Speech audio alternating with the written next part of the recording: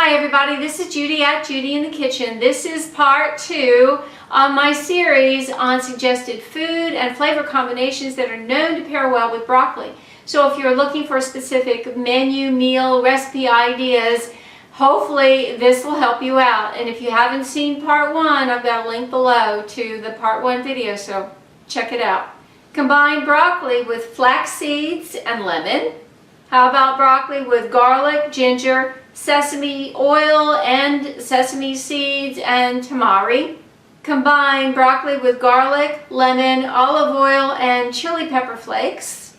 Combine broccoli with garlic, lemon and tahini.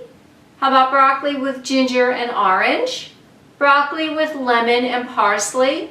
Broccoli with lime, noodles and peanuts. That's an interesting one.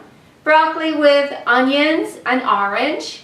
Broccoli with orange, Parmesan cheese and tomatoes. Broccoli with red onions and yogurt.